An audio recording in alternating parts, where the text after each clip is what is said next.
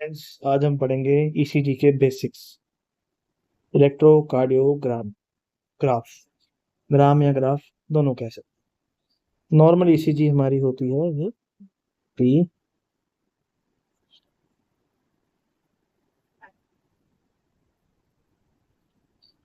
P wave, small Q wave, R wave, S wave, ये T wave. अब हम पढ़ेंगे कि पर्टिकुलर वेव्स का क्या क्या सिग्निफिकेंस है।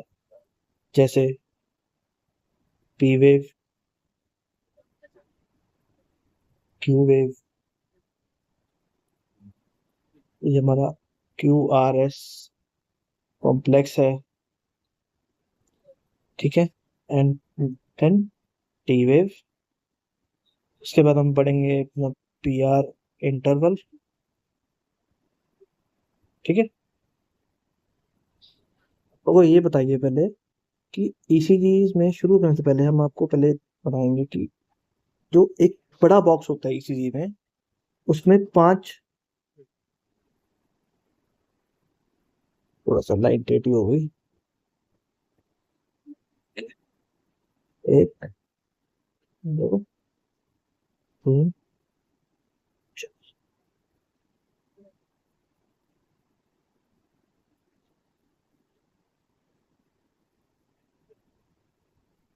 ये एक लार्ज बॉक्स होता है, उसमें 5 स्मॉल बॉक्सेस होते हैं, ठीक है। एक small box is equal to 1 mm, 1 square 1 mm, और 40 मिली सेकेंड्स। हम इसको 0.04 सेकेंड भी ले सकते हैं, बट कैलकुलेशन में काफ़ी दिक्कत होती है, तो उसको हम डेसिमल्स में नहीं कभी भी याद करते। या हमने दोनों चीज़ें याद करनी है, या 1 mm या 40 मिली स्क्वायर, ये दोनों याद करने बहुत जरूरी है, ठीक है। हमें हर वेव की कितना टाइमिंग है, कितनी लेंथ है, कितना लेंथ है, हम सब मिली सेकेंड्स में या में याद करेंगे, जो सा आपको ईजी लगे। एडवाइस ये है कि मिली सेकेंड्स में याद कीजिए, क्योंकि क्वेश्चन मिली सेकेंड्स में आते हैं, ठीक है। आपको नॉर्मल ईसीजी के पहले वो याद करने हैं कि नॉर्मल टाइमिंग्स कैसे हैं, नॉर्मल ईसीजी कैसी होती है। अब हम पढ़ेंगे वेव्स के बारे में। अब पहले पढ़ेंगे हम पी वेव के बारे में। पी वेव क्या बताता है हमारा? Atrial depolarisation. जब एट्रिया कॉन्ट्रैक्ट करता है उसे कहते हैं हम एट्रियल डीपोलराइजेशन। क्यू वेव क्या होता है हमारा? Septal activation. जब हमारा हार्ट कंडक्ट करता है, जैसे मैं आपको बना के दिखा देता हूँ,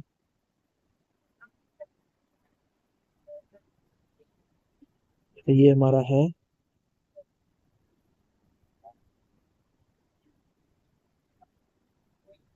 SN node, AVN node, and this is bundle of His, and आगे परकिंजे फाइबर्स। हार्ट कंडक्शन ऐसे होती है, ठीक है। पहले आएगा हमारा एसएन, देन आएगा हमारा एवीएन, देन आएगा हमारा बंडल ऑफ हिस, देन हमारा आएगा परकिंजे फाइबर्स, ठीक है। अब सेप्टल एक्टिवेशन, इस चीज का एक्टिवेशन, इस चीज के एक्टिवेशन को कहते हैं हम क्यू वेव, ठीक है।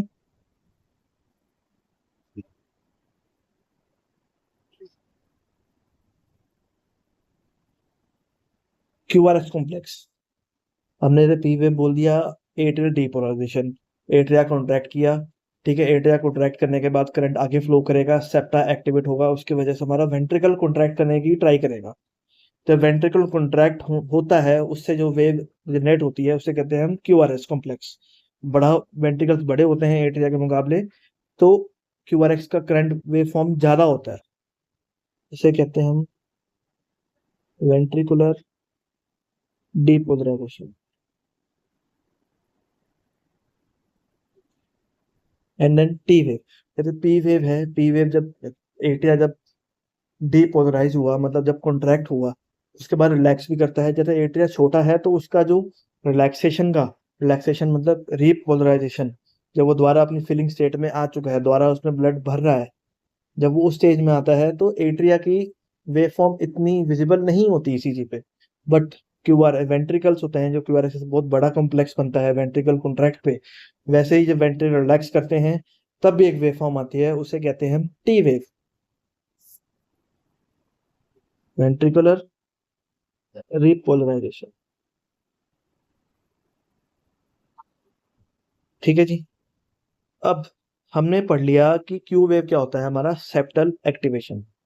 पी क्यू, क्यू हो गया हमारा सेप्टल एक्टिवेशन, पी हो गया हमारा एट्रियल डिपोलराइजेशन, और आर वेव हो गई हमारी और एस वेव हो गई हमारी वेंट्रिकल का डीपोलराइजेशन। ठीक है। अब पी आर इंटरवल क्या होता है? पी आर इंटरवल होता है time taken by AVN node conduction. जैसे यहां से यहां गया, पी वेव हमारी आ गई, एट्रिया हमारा कॉन्ट्रैक्ट करता है, तो हमने पी आर इंटरवल देखा। पी आर इंटरवल होता है हमारा जहां से स्टार्ट हुआ है वेंट्रिकुलर का मतलब एवीएन का अपना एक्टिवेशन, तो इसे हम बीच में कहीं से स्टार्ट तो कर नहीं सकते, तो हम इसको स्टार्ट ऑफ पी वेव से लेकर स्टार्ट ऑफ क्यू वेव तक लेते हैं एवीएन की एक्टिवेशन को। ये कहते हैं हम एवीएन एक्टिवेशन,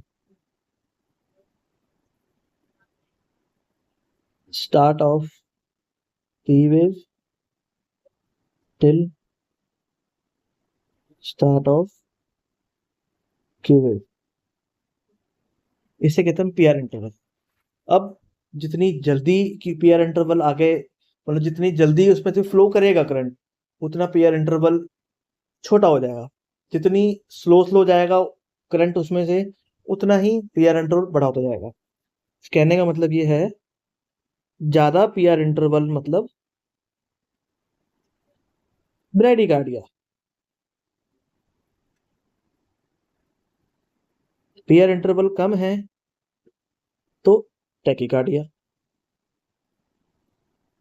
ठीक है जी।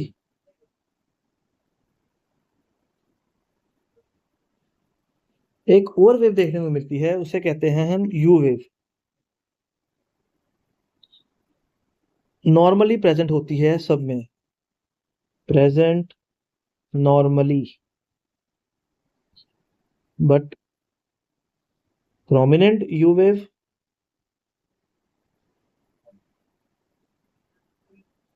एबनॉर्मल।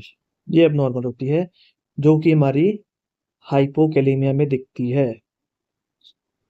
ये एक, अगर आप नीट की तैयारी कर रहे हैं, कुछ भी कर रहे हैं, बेसिक्स को अगर छोड़ के कुछ लेना हो तो ये क्वेश्चन पूछा जाता है। अगर आप हॉस्पिटल में जॉब करते हैं तो ये चीज ईसीजी में जरूर पूछी जाती है कि यू वेव कब शो करती है। तो हाइपोकैलेमिया के केसेस में जब पोटेशियम हमारा लेस देन 3.5 मिली इक्विवेलेंट्स पर लीटर के हिसाब से कम हो, तब ये शो कर सकती है। आमतौर पे सीवियर में शो होती है लेस देन 2.5 आमतौर पे, बट हम हाइपोक्लीमिया की रेंज बता रहे हैं तो वो 3.5 से कम होता है।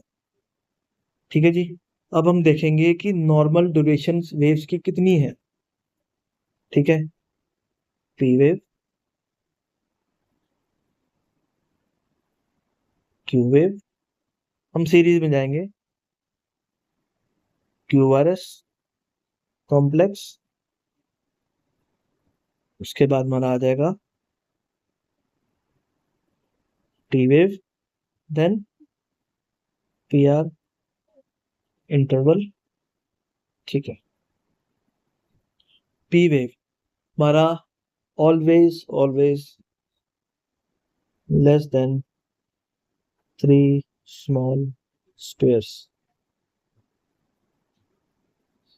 माने कि मैं आपको ईसीजी पेपर में भी एक बार दिखा दूंगा फोटो क्लिक करके इस पे, बट एक बार बेसिक समझ लीजिए। पी वेव होती है लेस देन 3 स्मॉल स्क्वायर्स, मतलब एक स्क्वायर होता है हमारा 40 मिली सेकेंड्स का, 1 mm का मतलब कि 3 mm से कम, या 120 मिली सेकेंड से कम, ये हमारा नॉर्मल पी वेव होता है। लेस देन 120 मिली सेकेंड्स। इससे ज़्यादा है मतलब कि एट्रिया में कहीं ना कहीं दिक्कत आ रही है। ठीक है जी। अगर ये एब्सेंट है, जैसे एट्रियल फिब्रिलेशन में एब्सेंट होता है, हाइपरकैलीमिया में एब्सेंट होता है, सिक साइनस सिंड्रोम में एब्सेंट होता है, वेरिएबल एब्सेंट होता है, कभी होता है कभी नहीं होता, तो मतलब एट्रिया कॉन्ट्रैक्ट नहीं कर रहा। P wave always tells about atrium और साइनस नोड का एक्टिवेशन। अगर पी वेव आ रही है उसे कहते हैं हम साइनस रिदम, अगर पी वेव नहीं आ रही उसे हम अरिथमिया कहते हैं, non sinus rhythm. Arrhythmia sinus arrhythmia भी हो सकते हैं, अरिथमिया नॉन साइनस अरिथमिया भी हो सकते हैं, जैसे वीटी हो गया, वीएफ हो गया, पीएसवीटी में पी वेव होती हो। ठीक है।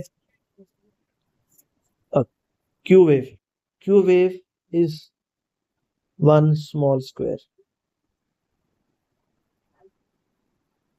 Less than 40 milliseconds. ज्यादा मतलब एक एक स्क्वायर के अंदर अंदर होनी चाहिए, एक स्मॉल बॉक्स के अंदर अंदर। क्यूआरएस, क्यूआरएस कॉम्प्लेक्स, क्यूआरएक्स ना ज्यादा चौड़ा होना चाहिए ना ज्यादा नैरो होना चाहिए। तो क्यूआरएक्स कॉम्प्लेक्स की कितनी होनी चाहिए? 2 से 2.5 स्मॉल स्क्वायर्स। कितनी हो गई अपना? 80 से 100 के बीच में, 80 से 100 मिली सेकेंड्स के बीच में होना चाहिए। ठीक है जी। अब टी वेव, टी वेव हम एक तो हमारी चेस्ट लीड में और एक हमारी लिम्ब लीड्स में, दोनों की हाइट, टी वेव को हमेशा हाइट की हाइट में देखते हैं। टी वेव हमारी हाइट, अगर हम देखें इसको चेस्ट लीड्स में, तो देखें हम इसको लिम्ब लीड्स में, चेस्ट में हमारी होनी चाहिए लेस देन 10 mm और लिम्ब लीड्स में होनी चाहिए लेस देन 5 mm। ठीक है जी। पीआर इंटरवल हमारा 3 से 5 स्मॉल स्क्वायर्स।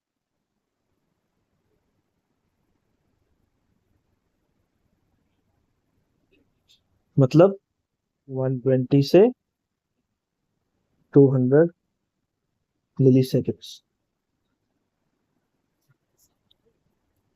होप सो आपको ये बेसिक समझ में आ गया हो।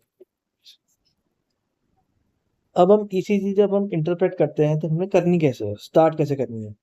ऐसे तो ईसीजी में बहुत कुछ देखने वाला है, ऐसे अगर हम रैंडमली देखेंगे तो हम कंफ्यूज हो जाएंगे कि हमने ये चीज देखी कि नहीं देखी, ये चीज नॉर्मल थी कि नहीं थी। हमें ईसीजी में बिल्कुल सीरीज वाइज चीजें चेक करनी है। 7 स्टेप्स हैं। तो सबसे पहले हम देखेंगे इसका स्टेप्स फॉर ईसीजी इंटरप्रिटेशन। सबसे पहले हार्ट रेट कैलकुलेट करो। देन हम देखेंगे कि एक्सिस डेविएशन कितना है, नॉर्मल और एबनॉर्मल। एक्सिस देख लिया, उसके बाद हम सारी वेव देखेंगे। सबसे पहले हार्ट रेट देखना बहुत जरूरी है, ब्रेडिकार्डिया है, टेकिकार्डिया है। ठीक है। पी वेव देखेंगे, उसके बाद हम पी आर देखेंगे इंटरवल, क्यू वेव देखेंगे, क्यू आर एस देखेंगे, टी वेव देखेंगे, हम इस भी देखेंगे। उसके बाद हम देखेंगे एस टी सेगमेंट, उठा हुआ है, गिरा हुआ है या एब्सेंट है। उसके बाद देखेंगे हम टी वेव दोबारा। ठीक है, यहाँ से नहीं देखेंगे टी वेव, टी वेव को हम उसके बाद देखेंगे टी वेव की हाइट कितना है, ज्यादा है कम है। 6 स्टेप देखेंगे हम क्यूटी इंटरवल। 7 देखेंगे हम प्रोग्रेशन ऑफ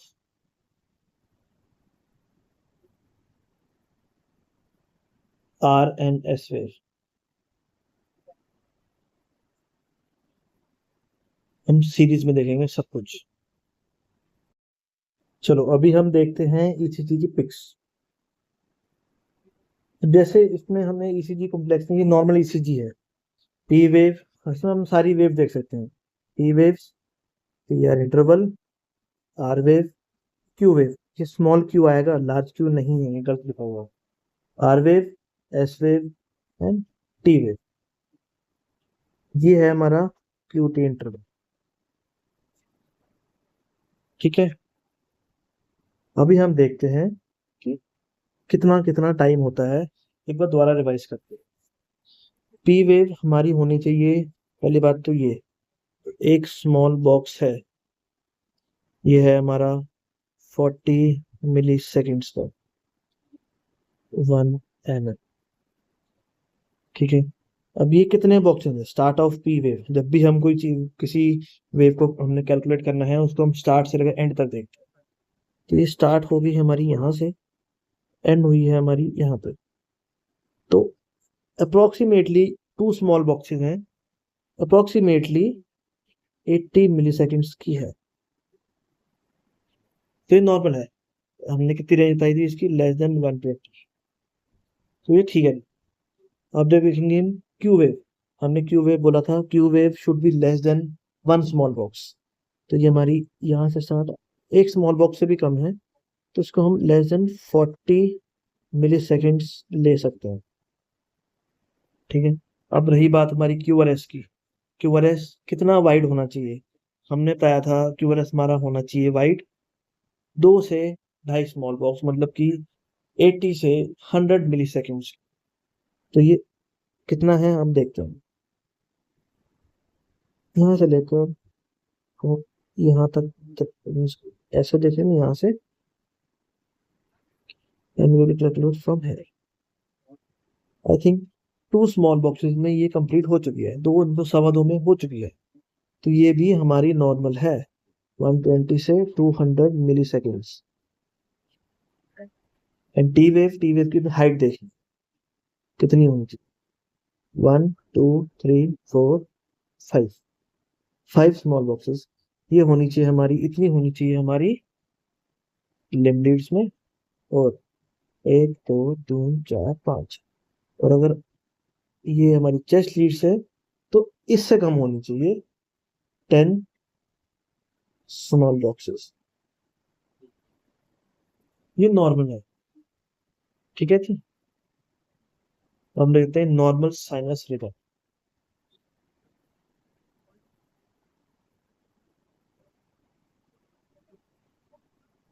ये आ गया हमारा पी वेव, ये हमारा सेप्टल एक्टिवेशन हो गया, ये हमारा हो गया क्यू वेव, ये हमारा R S, and this is T wave. Same आगे है P Q R S T. अब जब हार्ट रेट हम कैलकुलेट करते हैं, हार्ट रेट कैसे करेंगे? Distance between 2 consecutive R waves, इसमें और इसमें कितना डिस्टेंस है। और कभी भी एक ही 2 वेव्स के बीच में नहीं लेना। जैसे हमने एक ये करा है, तो हम एक ये ले लें। कई बार अरिथमिया होता है दोनों आर वेव्स में, कई बार एक ईसीजी में ही मल्टीपल आर वेव्स का इंटरवल होता है। तो हम देखेंगे एक बार कि क्या सारे ऑलमोस्ट सेम है या अलग अलग है। अलग अलग है मतलब अरिथमिया चल रहा है, तो हम सारी आर वेव्स पूरी ईसीजी में आर आर इंटरवल सेम होना चाहिए। Heart rate is equal to R R intervals. अब हम देखते हैं 1 small box, 2 small box, 3 small box, and मोटा मोटा ये भी हम 4 ही मान सकते हैं इसको और इसको मिलाकर। 4 लार्ज बॉक्सेस। पूरी ईसीजी में सिर्फ एक ही जगह हम लार्ज बॉक्सेस यूज करते हैं, that is for calculation of heart rate. ठीक है, हार्ट रेट कैसे कैसे करेंगे कैलकुलेट? 300 डिवाइड बाय जितने भी हमारे लार्ज बॉक्सेस हैं, इसमें हम 4 मान के चल रहे हैं। कितना आया हमारा डिवाइड करके? 75 बीट्स पर मिनट। हमने हमेशा इसकी एवरेज निकालनी है, ऐसा नहीं है, आपको एग्जैक्ट कोई नहीं पूछेगा। आपको एक आइडिया लगाना है कि कितनी, क्योंकि ईसीजी जब आप पढ़ रहे होते हैं तो आपके पास इतना टाइम नहीं है कि आप, मान लो इसका अगर आंसर 77 आता है, मेरे पास इतना टाइम नहीं है कि मैं 77 कैलकुलेट करूं। आइडिया लगाना है, और इसका इसका एक रूल है, रूल ऑफ 35। लेस देन 3 है या मोर देन 5 है, लार्ज बॉक्सेस।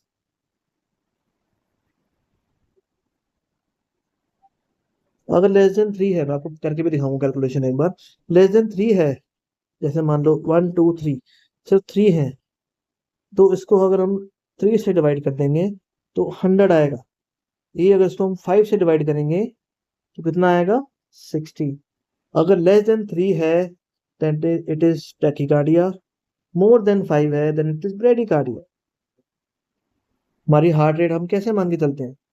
लेस देन 60 को हम मानते हैं ब्रेडी, मोर देन 100 को मानते हैं हम टैकी। ये चीज हमने फटाफट इंटरप्रेट करनी है, हमने इसमें ज्यादा टाइम नहीं लेना। और always always always normal ECG में पी वेव और टी वेव की हाइट हमेशा पी वेव से ज्यादा होगी। पी वेव हमारा एट्रिया का है और ये हमारा वेंट्रिकल का है। हमेशा हमेशा हमेशा टी वेव की हाइट हमेशा ज्यादा होगी, तो आपको ईसीजी में ऐसा दिक्कत नहीं आएगी कि आप पी वेव और टी वेव में से पहचान ना पाए कि इसमें टी कौन सी और पी कौन सी है। टी वेव हमेशा बड़ी मिलेगी आपको, ठीक है। कई बार ईसीजीज में क्यू वेव ज्यादा डीप होती है, डीप क्यू वेव्स, तो हम कहते हैं Q wave, capital Q wave. ये होता है हमारा सेल डेथ की वजह से, previous injury, myocardial infarction, always sorry never disappears. एक बार अगर ये आ गई तो ये कभी नहीं जाएगी। अब हमने देख लिए कि हार्ट रेट कैसे कैलकुलेट करते हैं। हार्ट रेट करना कैलकुलेट करना आ गया। रूल ऑफ 35 भी हमने पढ़ लिया कि अगर 3 से कम है लार्ज बॉक्सेस तो टैकीकार्डिया है, 5 से ज्यादा है तो ब्रेडिकार्डिया है। हमने जो 7 स्टेप्स लिखे थे, हमने उसमें तो पहला स्टेप कर लिया हार्ट रेट कैलकुलेट करना, ठीक है। अब हम देखेंगे एक्सिस डेविएशन। उसके लिए मैं आपको एक बार नॉर्मल ईसीजी दिखाना चाहता हूँ।